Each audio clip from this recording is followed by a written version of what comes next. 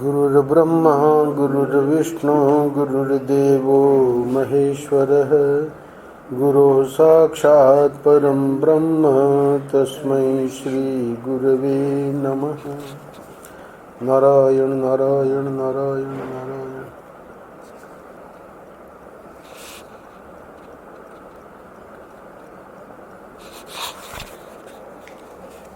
26 अप्रैल।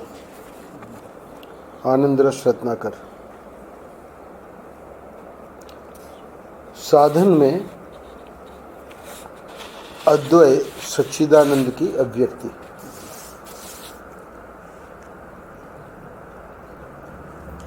पृष्ठ का शीर्षक है साधन में अद्वय सच्चिदानंद की अभिव्यक्ति। प्रसंग दृग्दृश्य विवेक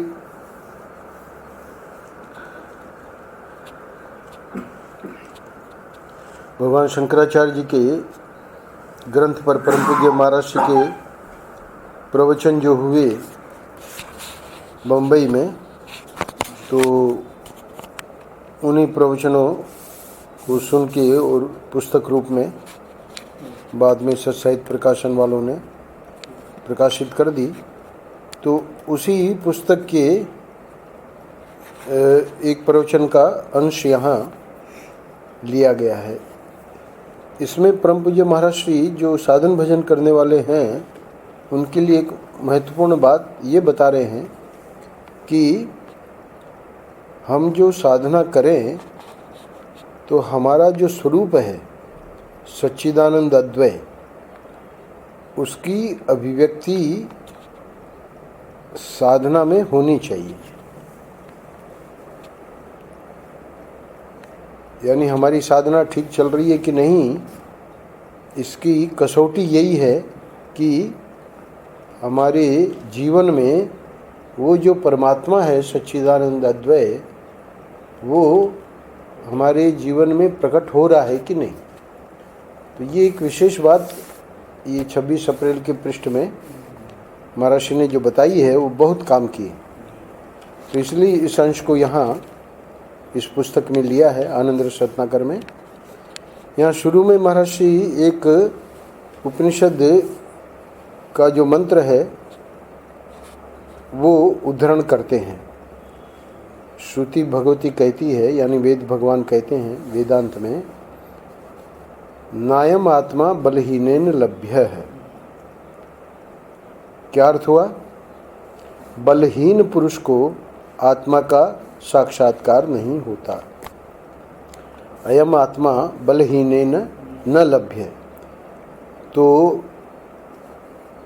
इसका अर्थ क्या हुआ कि बल, अब महाराज यहाँ व्याख्या करने जा रहे हैं कि कौन सा बल चाहिए, क्योंकि पहलवान होते हैं वो तो बहुत बलशाली होते हैं, तो वो बल नहीं।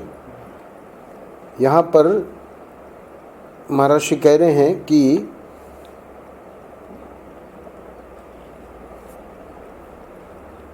पहला बल यह होता है कि वह अपने देह पर चले, अपनी इंद्रियों पर चले, अपने मन पर चले, अपनी बुद्धि पर चले, तब तो बल है। नहीं तो फिर निर्बल के बलराम। क्या अर्थ हुआ? पहला बल यह होता है कि वह अपने देह पर चले, फिर गिना दिया इंद्रिय, मन, बुद्धि। तो इसका अर्थ है कि क्रम क्रम से शरीर सबसे बाह्य है, फिर इंद्रियां हैं, फिर और अंतरंग मन है, मन से भी अंतरंग बुद्धि है। तो उनके ऊपर चलने का मतलब उनको अपने नियंत्रण में लेवे। तो शरीर पे नियंत्रण हो, आसन। योग दर्शन में सबसे पहले यम और नियम, उसके बाद तीसरा है आसन। अष्टांग योग में तो 8 चीज़ें गिनाई हैं, तो तीसरा आसन है। तो आसन में देह पर नियंत्रण। उसके बाद में ये जो शम दम आती है तो उसमें शम में मन पे नियंत्रण है, दम में इंद्रियों पे नियंत्रण है। उसी को बता रहे हैं, अपनी इंद्रियों पर चले, अपने मन पर चले, और अंत में कह रहे हैं अपनी बुद्धि पर चले, यानी बुद्धि के पीछे है साक्षी यानी आत्मा। तो आत्मा जो है वो बुद्धि को भी प्रकाशित करता है। तो बुद्धि भी सद्विचार में, बुद्धि का नियंत्रण क्या है? बुद्धि हमारी सद्विचार में चले। मन का नियंत्रण क्या है? मन हमारा सद्भाव मन में रहे। इंद्रियों का नियंत्रण क्या है? इंद्रियां हमारी विषयों में न जाए। और शरीर का नियंत्रण क्या है? शरीर जब भजन में बैठे हैं, साधन भजन में, तो बार बार जो आसन बदलना वो ठीक नहीं माना जाता है। तो अगर समझो कि ये किसी व्यक्ति में बल नहीं है, कल्पना करो, तो महर्षि कह रहे हैं कि नहीं तो फिर निर्बल के बलराम। बोले महाराज न तो हमारा देह पे नियंत्रण है, न इंद्रियों पे है, न मन पे है, न बुद्धि पे है, अब हम क्या करें? कोई बात नहीं। उसके लिए भी महात्मा लोग कहते हैं कि तुम्हारे लिए भी अभी रास्ता है। क्या रास्ता है? निर्बल के बलराम। तो निर्बल के बलराम को अगले पैराग्राफ में बता रहे हैं। निर्बल के बलराम का अर्थ है कि विश्वास का बल हो। तो ये जो है श्रद्धा विश्वास, ये एक बहुत बड़ी चीज़ है अध्यात्म में। तो योग दर्शन में ये सब नियंत्रण को लेकर यहाँ तक कि आखिर में जाके समाधि तक, अष्टांग योग में आसन, फिर प्राणायाम, फिर प्रत्याहार, फिर धारणा, फिर ध्यान, फिर समाधि। तो योग दर्शन की जो प्रक्रिया है, योग दर्शन की जो साधना है वो अलग है। पर अब वो जो निर्बल है उसके लिए वो क्या करे? तो महर्षि कह रहे हैं कि उसके लिए भी रास्ता है। क्या? विश्वास का बल हो। तो निर्बल के बलराम का अर्थ ही यही है कि उसको विश्वास का बल है। ये अभी हमारा जो 8वां अध्याय चल रहा है उसमें महर्षि का 2-3 वाक्य है इसको लेके कि जो ये विश्वास का बल है, वहाँ दृष्टांत दिया है महर्षि ने कि जो पुलिस है, तो पुलिस गाड़ी रोक देता है, तो उसको किसका बल है? गाड़ी कैसे रुक गई? तो बोले सरकार का बल है, क्योंकि उसको उसमें ट्रेनिंग ली है, उसको वर्दी दी है, उसकी ड्यूटी है ना। तो वो अगर दिखा रहा है हाथ और गाड़ी नहीं रोकोगे, चालान हो जाएगा। तो वो उसको ये बल कहाँ से प्राप्त हुआ? और कोई व्यक्ति की गाड़ी ऐसा हाथ खड़ा करे तो गाड़ी थोड़ी खड़ी होगी। तो उसको बल कहाँ से प्राप्त हुआ? बोले सरकार के कारण। तो दृष्टांत दे के समझाया है कि जैसे सरकार का बल उस व्यक्ति को होने से गाड़ी रोक देता है, वैसे ही ईश्वर का जो विश्वास है वो बहुत बड़ा बल है। वहाँ दृष्टांत दे के समझाया। तो निर्बल के बलराम का अर्थ है कि विश्वास का बल हो। अब कोई कहे कि भाई वो भी नहीं है, तब फिर महर्षि कह रहे हैं तो फिर कोई रास्ता नहीं। यानी या तो योग दर्शन के हिसाब से है ना ये सब करो, और नहीं हो तो फिर कम से कम श्रद्धा विश्वास। कमजोर आदमी कहीं टिक नहीं सकता, उस पर दुनिया में कोई विश्वास नहीं करेगा। तो ये जो निर्बल के बलराम वाला है उस पर विश्वास करेंगे। क्यों?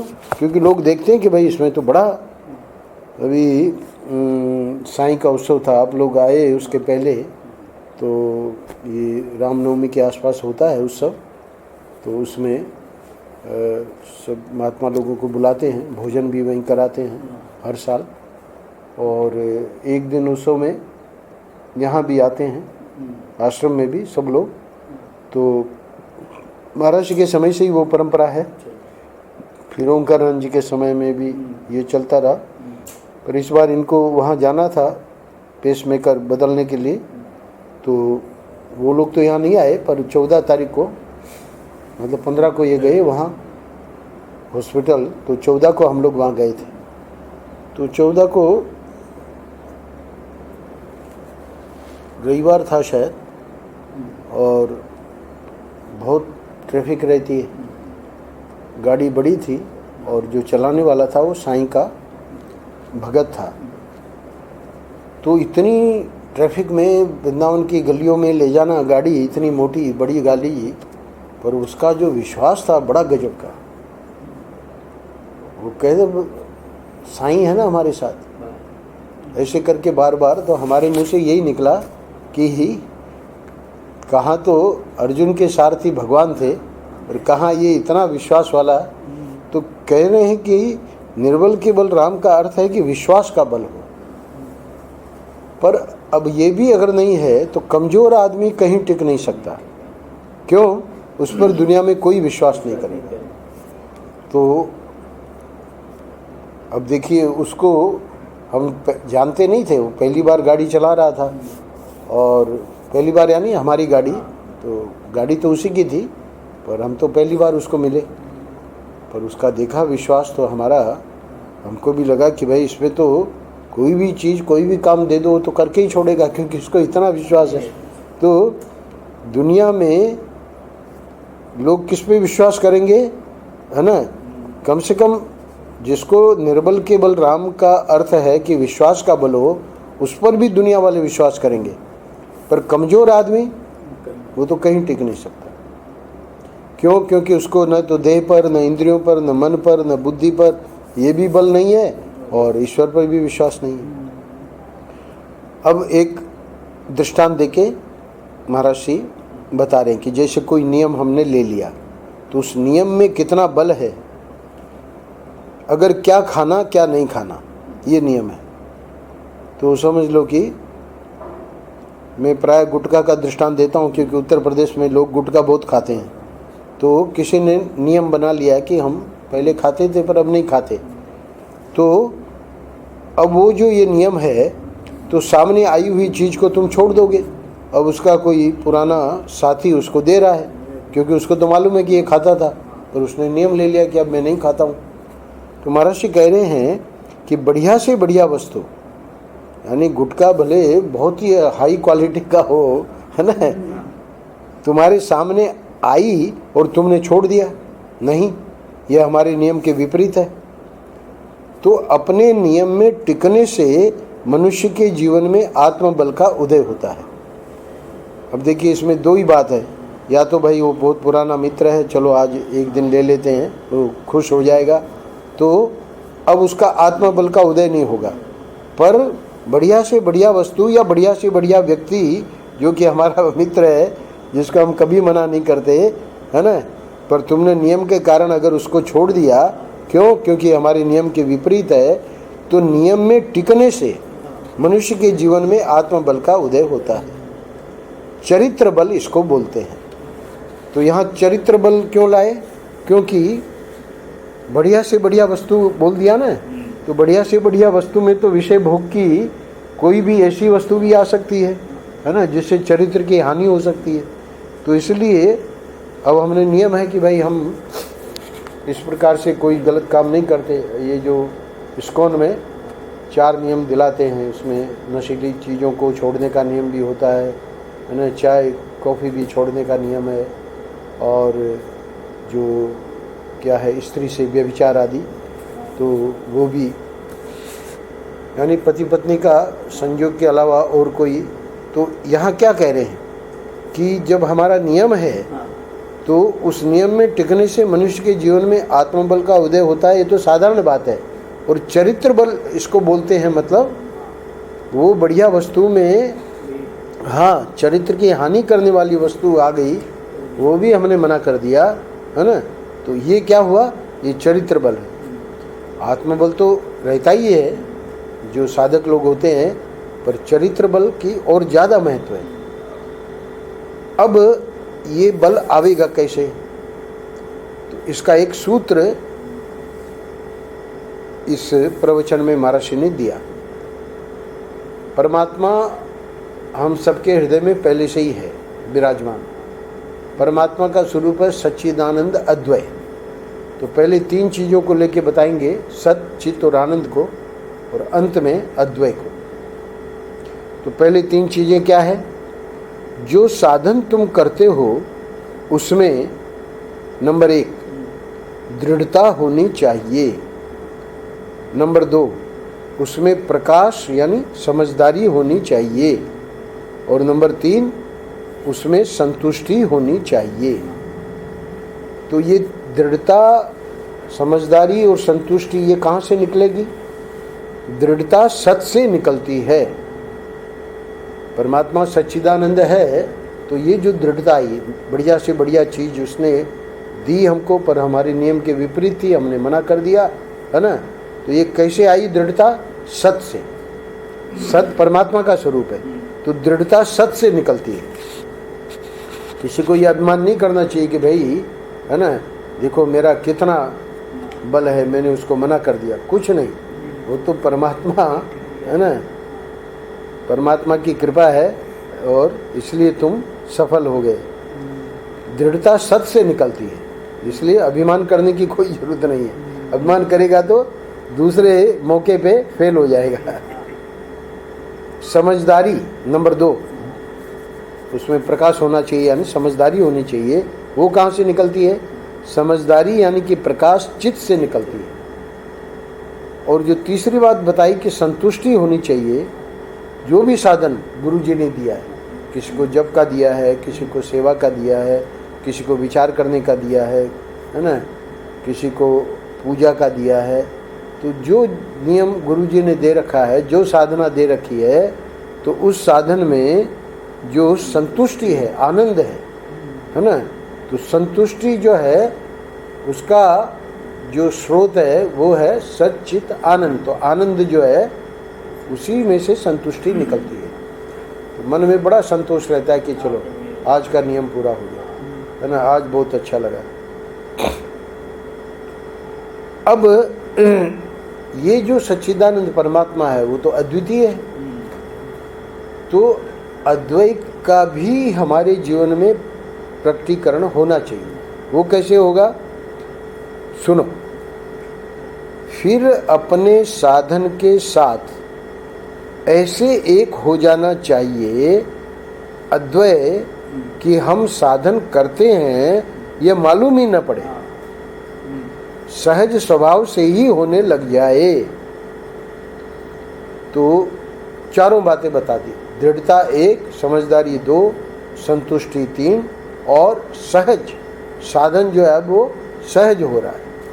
उसमें अब कोई ऊब नहीं है, उसमें अब कोई ऐसा नहीं है कि भाई हम अपने मन को मार के बैठना पड़ता है, बल्कि उसमें रुचि उत्पन्न हो गई, अब उसमें आनंद आता है। वो नहीं होता है तब लगता है कि आज का दिन बेकार गया। तो ये सहज स्वभाव से ही होने लग जाए तो साधन में ये चारों चीजें आ गई। अद्वैत सच्चिदानंद की अभिव्यक्ति होती है। अभिव्यक्ति का अर्थ क्या है? अभिव्यक्ति का अर्थ है जाहिर होना, प्रकट होना। तो इसी का नाम आत्मबल है।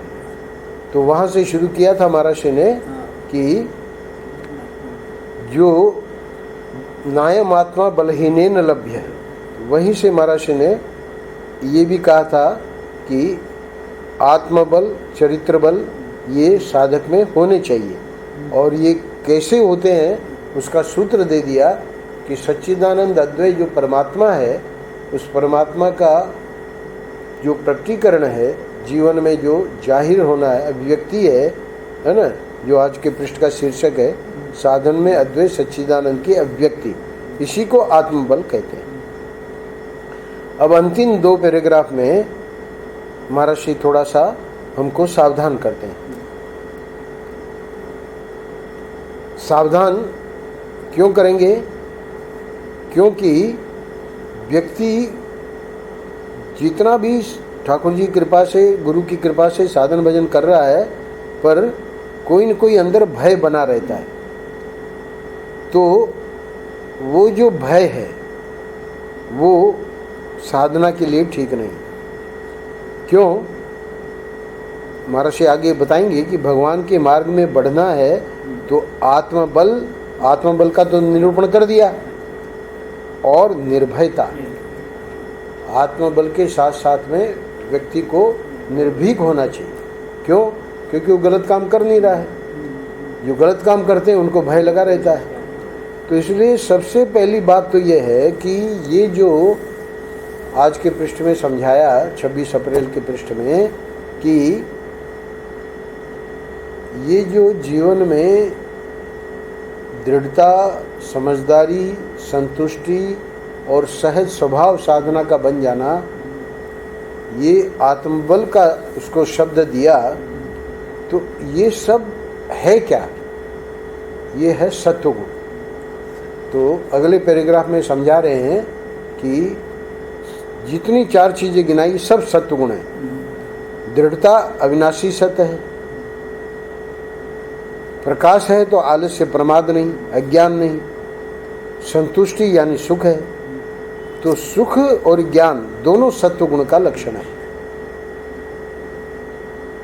जब हम 14वां अध्याय देखेंगे, अभी तो हम 8वें अध्याय में है, वहाँ भगवान ने बड़े विस्तार में सत्वगुण क्या है, रजोगुण क्या है, तमोगुण क्या है। तो सुख संज्ञेन बदनाति, ज्ञान संज्ञेन चानग, यानी सुख और ज्ञान ये भले सत्वगुण हैं, पर वहाँ गुणातीत का प्रसंग जब भगवान 14वें अध्याय में बताएंगे तो ये बताएंगे कि सुख और ज्ञान भी बंधन में हेतु हो जाते हैं। पहले तो शुरू में तो तमस और रजस उसको हटाना है। तो बताया कि प्रकाश जो है तो आलस्य प्रमाद यानी तमस नहीं रहेगा, है ना, और प्रकाश है तो अज्ञान भी नहीं रहेगा, अज्ञान अंधकार है, तो प्रकाश जो है, चित जो है वो तो प्रकाश है। अच्छा, संतुष्टि सुख है।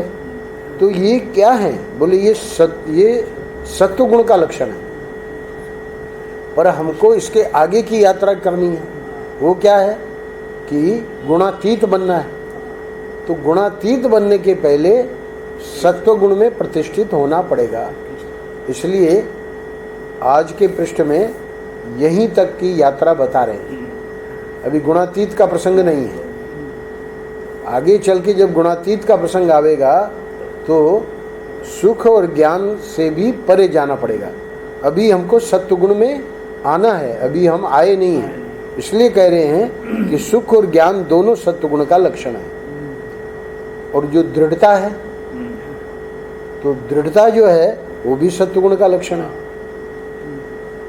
और आपने जो सहज स्वभाव बताया, तो सहज स्वभाव हो जाना ये भी सत्वगुण का लक्षण है। यानी चारों की चारों चीजें, सत से दृढ़ता, चित्त से ज्ञान और आनंद से सुख और अद्वैत से सहज स्वभाव, ये चारों के चारों सत्वगुण के लक्षण हैं। ये बहुत बढ़िया बात हो गई। क्यों? क्योंकि सत्वगुण जो है वो रजोगुण और तमोगुण को दबाए रखेगा। जब हमारे जीवन में सत्वगुण की प्रधानता हो जाएगी तो रजोगुण और तमोगुण वो दबे रहेंगे। तो इसलिए कह रहे हैं कि ये पहले अपेक्षित है और अब उससे आगे बढ़ना है, तो उसमें फिर निर्भयता का आना जरूरी है। तो आखिरी पैराग्राफ में बताते हैं कि आत्मबल के साथ साथ निर्भीकता जीवन में होनी ही चाहिए।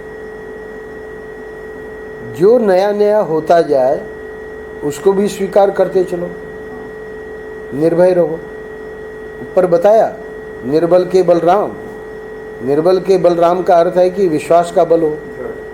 तो महाविश्वास, तो महाविश्वास शब्द महर्षि प्रयोग करते थे, है ना। जैसे अभी मैंने दृष्टांत दिया, वो जो हमारी गाड़ी चला रहा था, तो हम लोग कल्पना नहीं कर सकते, यानी इतना उसका विश्वास है। बार बार अपने वाक्य में कह रहा था कि साईं है, कोई चिंता की बात नहीं, कितना भी ट्रैफिक होने दो, कैसा भी होने दो, है ना। तो ये जो निर्भीकता है वो कैसे आवेगी? महाविश्वास। तो इसलिए इसको ला रहे हैं, क्योंकि दृढ़ता होना भी ठीक है, दृढ़ता के साथ साथ प्रकाश यानी समझदारी होना भी ठीक है, उसके साथ साथ संतुष्टि होना भी ठीक है, और सहज स्वभाव बन गया ये भी ठीक है। ये सब सत्वगुण के लक्षण हैं। पर निर्भीकता और ज़्यादा महत्वपूर्ण है। क्यों? क्योंकि वो जो निर्भीक व्यक्ति होगा उसी में फिर आत्मबल होगा कि अब हम गुणों के पार भी जा सकते हैं। लोहे की बेड़ी भी बेड़ी है, सोने की बेड़ी भी बेड़ी है। तो सत्व गुण जो है वो भी गुण है। तो गुण तो बंधन में हेतु है। गुण का अर्थ ही होता है रस्सी। तो वो चाहे रजोगुण हो, तमोगुण हो, सत्वगुण हो। तो इसलिए गुणातीत जो है तो उसमें निर्भीकता बहुत जरूरी है। तो निर्भीकता कैसे आवेगी? महाविश्वास। भविष्य तुम्हारा कुछ बिगाड़ नहीं सकता है। यह निर्भयता किसके जीवन में आती है? जो बलवान होता है उसके जीवन में आती है। यहाँ बलवान का अर्थ है आत्मबल। तो उसी आत्मबल वाले में धीरे धीरे वो निर्भयता आ जाएगी। क्यों? क्योंकि सत्वगुण बढ़ते बढ़ते बढ़ते बढ़ते विशुद्ध सत्वगुण, यानी जब तक कुछ भी थोड़ा भी तमोगुण और रजोगुण है, समझो कि 98% सत्वगुण हो गया, पर फिर भी 1% रजोगुण है, 1% तमोगुण है, तो इसका मतलब अभी वो गुणातीत नहीं हो सकता।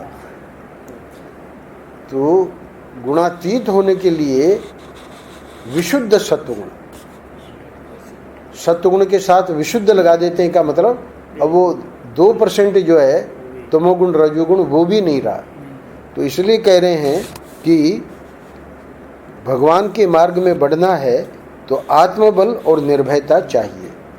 तो भगवान का मार्ग है ये गुण जो है, जो सत्वगुण है, ये तो अभी मार्ग है। ये अभी हमको मंजिल नहीं प्राप्त हुई है। तो ये तो भगवान के मार्ग में हम बढ़ रहे हैं। तो बढ़ने में तो आत्मबल और निर्भयता चाहिए, है ना। पर अब कैसे पता लगे कि भगवान मतलब मिल गए हमको, यानी मंजिल पे हम पहुंच गए? तो वो हो गया गुणातीत। तो गुणातीत जो है वो कब होगा? जब वो सत्वगुण में पूर्ण रूप से प्रतिष्ठित हो जाएगा। तो विशुद्ध सत्वगुण, इसको महात्मा लोग ऐसे समझाते हैं कि जैसे दही को हम लोग छाछ मतलब पानी डाल के और छाछ बना के और उसको मक्खन निकालने के लिए मथनी से चलाते हैं। तो अब वो माताएं जब मथनी से चलाती हैं तो चलाते चलाते चलाते, आजकल तो मशीन भी आ गई है, अपने यहाँ तो मशीन से ही होता है आश्रम में, क्योंकि बहुत ज़्यादा मट्ठा है। तो मशीन से चलाते चलाते चलाते चलाते वो मक्खन ऊपर आ जाता है। तो पहले तो मक्खन अंदर छाछ में मिला हुआ था, अब वो ऊपर आ गया। अब जब ऊपर आ गया और तैरने लगा तो अब डर नहीं है कि वो वापस उसमें मिल जाएगा। गुणातीत का अर्थ ही यही है कि अब वो उसमें रजोगुण और तमोगुण रहा ही नहीं, विशुद्ध सत्वगुण हो गया। तो विशुद्ध सत्वगुण जो है वो ही गुणातीत है। तो अब वो वापस नहीं मिल सकता। तो इसलिए कह रहे हैं कि अभी तो हम भगवान के मार्ग में बढ़ना है, तो ये आत्मबल और निर्भयता लेकर हमको चलना पड़ेगा। और हम पहुंच गए, हमको भगवान मिल गए, इसका मतलब वो जो मथानी यानी वो जो साधना कर रहे थे, वो साधना का जो फल था मक्खन रूप, वो ऊपर आ गया। यही भगवान से मिलना है। तो इसमें महर्षि अंतिम वाक्य में कहते हैं, ईश्वर तुम्हारा मददगार है, तुम्हारा कोई कुछ बिगाड़ नहीं सकता, है ना। यानी इस मार्ग में चलने के लिए महाविश्वास जो चाहिए, वो स्वयं गुरु भगवान हमको अपने वाक्य से हमको निश्चिंत कर रहे हैं कि ईश्वर तुम्हारा मददगार है, तुम्हारा कोई कुछ बिगाड़ नहीं सकता, निर्भय रहो। तो वहाँ प्रसंग आया है महाभारत में, व्यास जी ने एक बार कुंती को कहा था कि ये तुम्हारे जो 5 पुत्र हैं ये दीर्घजीवी हैं और तुम चिंता नहीं करना। तो ये विदुर जी भी वहाँ बैठे थे। इधर हुआ क्या कि दुर्योधन बड़ा बैर मानने लगा, तो उसने भीम को विष देके गंगा जी में बहा दिया। तो वो तो खैर नागलोक में पहुँच गया और उधर अमृत कुंड वगैरह उसने पिए और बाद में, है ना, 9-10 दिन के बाद प्रकट हो गया। 10,000 हाथी का बल मिल गया, क्योंकि एक अमृत कुंड में 1,000 हाथी का बल था। तो उसने वहाँ 10 कुंड पी लिए। तो वो घटना अलग है, पर अब जब बहुत ढूंढा और भीम नहीं मिले, और वैसे शंका तो थी दुर्योधन पर कि उसी ने गड़बड़ करी है, पर विदुर जी ने कहा कि कहीं कुछ बोलना नहीं, उसके विरुद्ध कोई बात बोलना नहीं। तो महाभारत में ये बार बार आया है कि इन लोगों को पता भी होता था तो जानबूझ के, पर वो जो माँ थी वो बड़ी दुखी, भीम कहाँ चला गया, भीम कहाँ चला गया। अब ढूंढे तो कहाँ मिले, वो तो उसको तो गंगा जी में उसने विष पिला के और उसमें डाल दिया था गंगा जी में। नागलोक पहुँच गए वो बात दूसरी है। तो जब इतनी दुखी देखा कुंती को, तब विदुर जी मिले। विदुर जी ने कुंती को याद दिलाई कि व्यास जी का वचन तुमको भूलना नहीं चाहिए। व्यास जी ने ये पहले से ही कह रखा है कि तुम्हारे 5 पुत्र दीर्घजीवी हैं, है ना, तब जाके उसकी चिंता मिटेगी। तो यहाँ महर्षि का ये जो वाक्य है वो हमारे लिए महत्वपूर्ण है। क्यों? क्योंकि महर्षि कह रहे हैं कि ईश्वर तुम्हारा मददगार है, तुम्हारा कोई कुछ बिगाड़ नहीं सकता। हमको तो लगता है कि भाई अब ये जो घटना आई है इसमें तो बहुत नुकसान हो जाएगा, है ना, इसमें तो हमारा सब कुछ खत्म हो जाएगा। तो महर्षि कह रहे कि नहीं, तुम्हारा कोई कुछ नहीं बिगाड़ सकता। तो ये जो भौतिक या सांसारिक या माइक जो चीज़ें हैं उसमें हम देखते हैं कि बिगाड़ बनाव बनता है और उसी से व्यक्ति निर्भीक नहीं हो पाता। पर इस प्रकार का वाक्य जब बोल देते हैं गुरु, तो उससे फिर ये समझ में आ जाती है कि भाई परमार्थ में तो कोई कुछ बिगाड़ ही नहीं सकता है। परमार्थ तो बना बनाया है। ये तो हम संसार को सत्य मान के और फिर सोच रहे हैं कि हमारा संसार बना रहे, है ना, तो उसकी तो कोई ज़रूरत ही नहीं है। वो तो जितना आवश्यक है उतना ठाकुर जी पहले से ही बनाए हुए हैं और उसका सदुपयोग करना है ना। तो इसलिए महाराज कह रहे हैं कि ईश्वर तुम्हारा मददगार है, तुम्हारा कोई कुछ बिगाड़ नहीं सकता। क्योंकि इस वाक्य को पढ़ के कोई कह सकता है कि भाई यहाँ महाराज ने तो ऐसा वाक्य लिखा है पर हमारा तो इतना नुकसान हो गया, हमारा तो फलाना मर गया, है ना, हमारा तो उसको ये लोग बिगाड़ कहते हैं। तो इसको महात्मा लोग बिगाड़ नहीं कहते। क्यों? क्योंकि महात्मा की दृष्टि में वो बिगाड़ नहीं है, वो बल्कि भगवान जहाँ जो आवश्यक समझते हैं उसका मोह हटाने के लिए उसको अपने पास ले लेते हैं। ताकि नारद जी ने देखा ना कि भगवान कृष्ण के साथ नारद जी ब्राह्मण के रूप में दोनों जा रहे थे। तो पहले एक सेठ के यहाँ गए, तो है ना सेठ ने जो है थोड़ी आवा भगत करी, तो आवा भगत जो भी करी हो, है ना, वैसे वर्णन तो ये आया है कि वो पहचान नहीं पाया और उन्होंने सेठ ने एक प्रकार से दुत्कार ही दिया। आव भगत तो नहीं करी बल्कि दुत्कार दिया। तो दुत्कारने के बावजूद भी भगवान कृष्ण ने, थे तो ब्राह्मण के रूप में दोनों, और नारद जी ने देखा कि बड़ा उसके लिए, सेठ के लिए भगवान जो है आशीर्वाद दे रहे हैं कि, है ना, ये बड़ा फले फूले और उसको और धन की प्राप्ति हो, है ना। नारद जी चुप लगा गए क्योंकि भाई उसने कोई ऐसा कार्य तो किया नहीं था जैसे कि उसको आशीर्वाद देवे। फिर आगे बढ़े तो एक ब्राह्मण था, तो ब्राह्मण ने बड़े प्रेम से दूध पिलाया। तो दूध पिलाया तो निकले वहाँ से, तो ठाकुर जी बोले कि इसकी गाय मर जाए।